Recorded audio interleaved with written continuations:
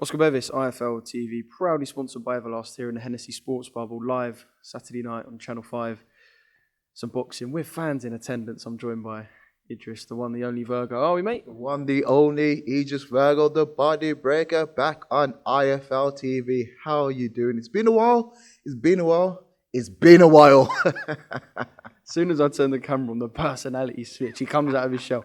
Joe, I was going to say, what have you actually done with the real Idris Virgo? Because I was filming yesterday. There was handshakes, laughs, weigh-in, respect.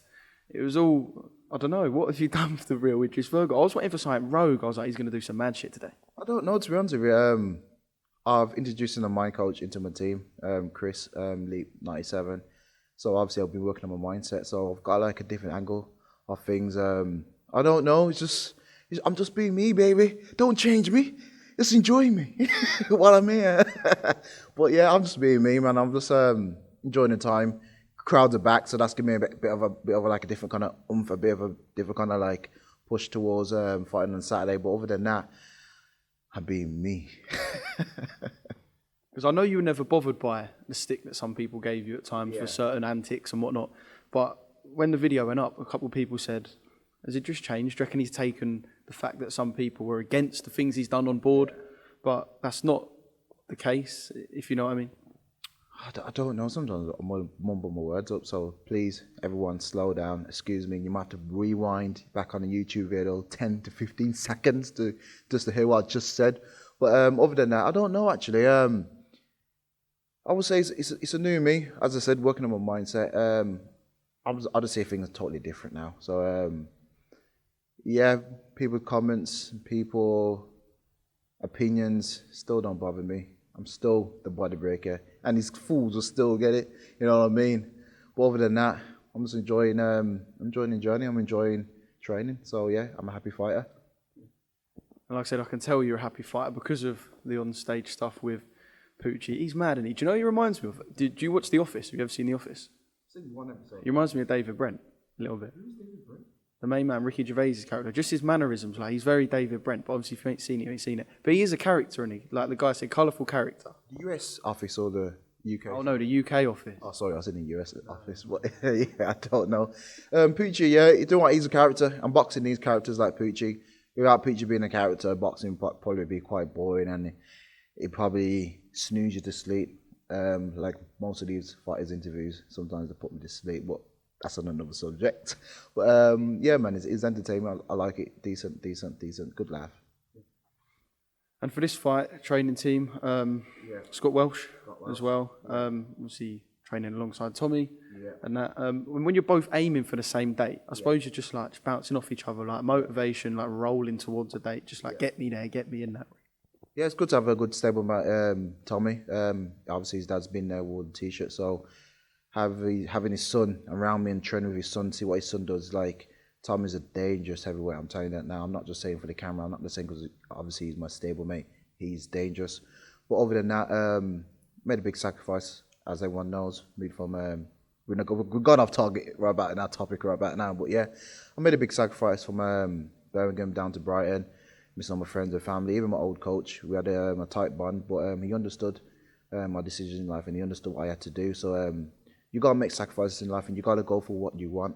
So yeah, I do miss everyone in Birmingham, and I do miss my family, but I'm out here doing a job. I wouldn't say doing a job. I'm doing what I love, boxing, and my game and my skills has evolved. So you'll see on Saturday night. And obviously looking beyond that, like us boxing fans do, I felt like you went a little bit quiet. Like when I was coming down to the show and I was just looking at the card and I was like, oh, Idris Virgo. There was a period of about 2 months where your name was on everyone's lips. You were calling out everyone under the sun, people 3 weight classes above, 3 weight classes below. It was like anyone can get it season. Yeah. And then I know you said your mindset changed. It went a bit quiet. And I think there was one point where, this was probably like 6 months ago, the whole Brad Pauls thing seemed like the most serious of those talks. I think Steve Goodwin was up trying to throw 100k out or something like that. I mean, yeah, are we anywhere? Did that even get anywhere potentially? With Stephen Goodwin, he's a full-on. As I said, a chicken is a joke. It's part of the Addams family. I would say back in the day, that little comedy program. He threw an offer out there what he couldn't commit to. Obviously now I knew he couldn't commit to the offer, so I didn't pay no interest to it. I just got a bit bored of all these fighters calling me out, and no one's offering anything decent. They're offering nothing on the table. I'm bringing everything to the table. I'm bringing the plate. I'm bringing the knives and forks. I'm bringing the salad. I'm bringing the chicken. I'm bringing the turkey. I'm bringing the lamb. I'm bringing the sauce. I'm even bringing your mom's grandma's gravy to the table. What are you bringing to the table? So I just knew that there was nothing coming to the table. So yeah, so I had that time and period and I've quiet down.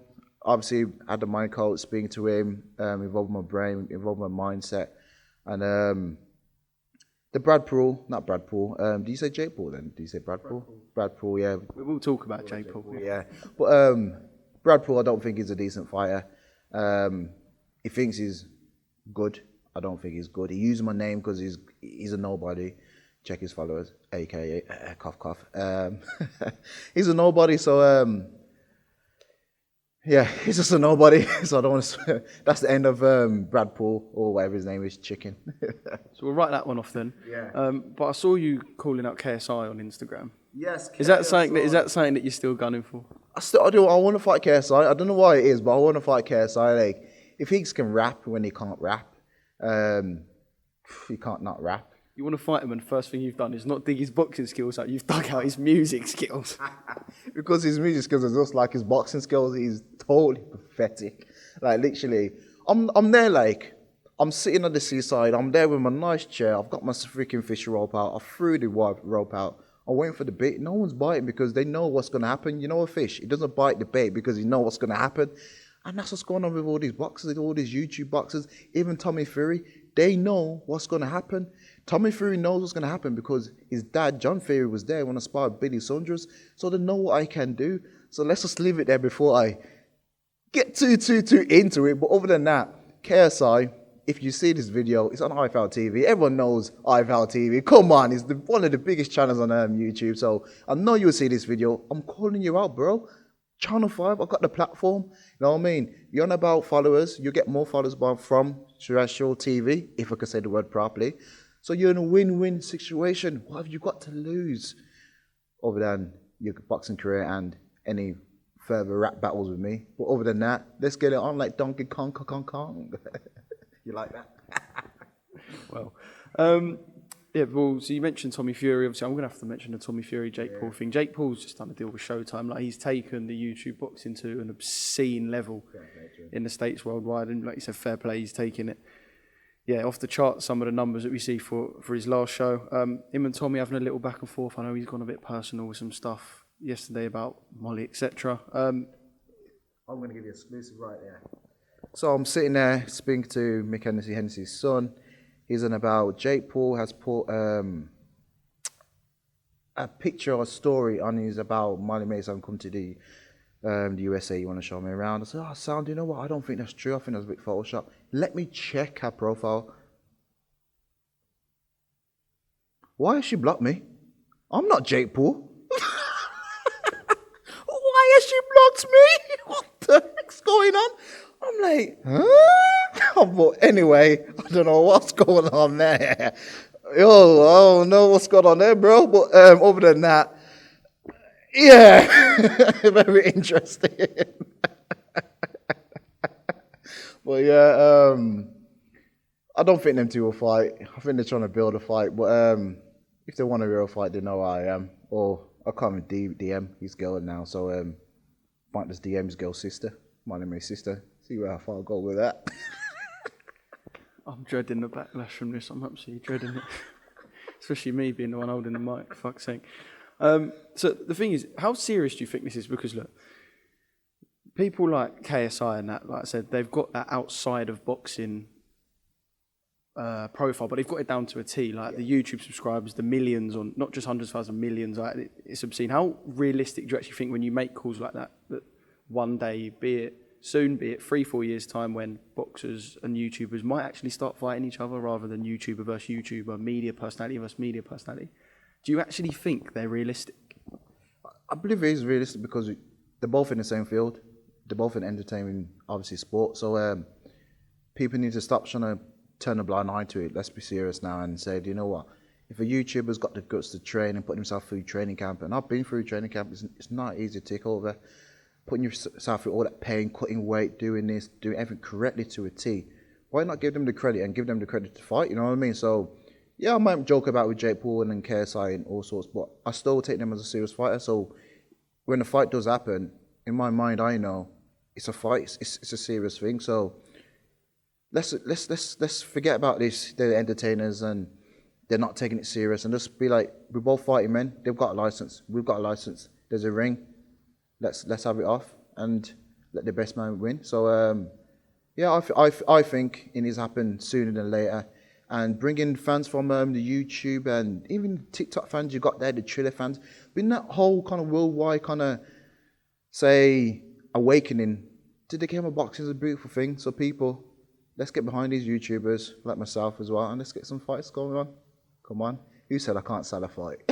Are you one of them people, because I know there's a lot of people, especially in the UK, like waiting. Yeah. I know this sounds harsh, they're waiting for Jake Paul to get beaten. Yeah. They're waiting for the day that they will see Jake Paul face down on the canvas, knocked out cold. As brutal as that sounds, are you one of them people? I don't want to be honest with you, because I actually do, from his last performance, I rate Jake Paul in the sense of he can actually fight. He's improved.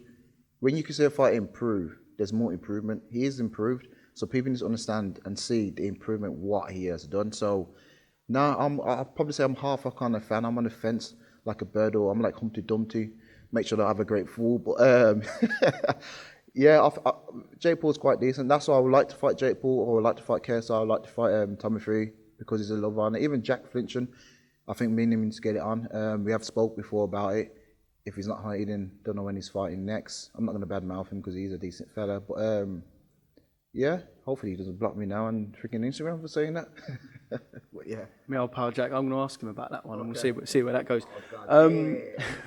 You two have been on the pads together, so you know that Jack's got a little bit about him as well, because obviously you were in Love Island at the same time and you took him on the pads. Yeah, that's what I mean. Like, I had the pads with Jack, and I'll be honest with you, 1-2 left hook, I stood back like, okay, let's do this again. Oh, jab left hook, through jab left hook. I thought, do you know what, Jack? Yeah, you can actually box. I could see that you could actually box, and to be honest with you, all that trash talk and all sorts, I do actually believe me and Jack would probably be a decent fight, and I do want that fight to happen, because when you know there's a decent boxer and you want to fight that boxer, if that makes sense. But people need to understand Jack Flinchon, he can actually box. I'm just being honest now. Come on. New Idris Virgo, being honest. Jack Flinchon can box, but I'll still kick his fucking teeth. I'll still kick his teeth in. But on a more boxing v boxing note, Ewan River basically had almost mirrored press conferences in a way that when he was mentioned to you, he was at the back giving it to the front, and when you were mentioned, it was the same. It was almost like sort of mirror image. And I know for your one, you said, "Who's River?" You know who he is. Who's River? Is it who's River? Cry me a river, bro. Cry me a river. Who is River? No, I'm only joking. No, who's River really? He's another one trying to jump on the bandwagon. You know what I mean? It's actually, let's be honest, if we just say Midlands, he's got Midlands title, Midlands, Hennessy. Midlands, they hold no weight to me. So I don't really care about Midlands title. I'm sitting here right now speaking to the camera.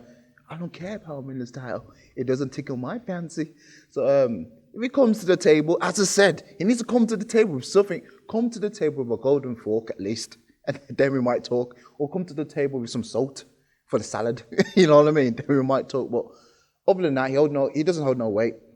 When he holds weight and there's a value behind him, I might put a bit of fancy. I might get that fish rock back out, edge it on, but I might not throw it yet. You know what I mean? But yeah, we'll see what happens on Saturday night. If he has a good performance, I might go over there with a bottle of water, just throw it in his face and go, bloody hell, man, that was pathetic. But he's your River. Is this enough for you to make you a River? River. You see that there? But yeah, anyway, next question.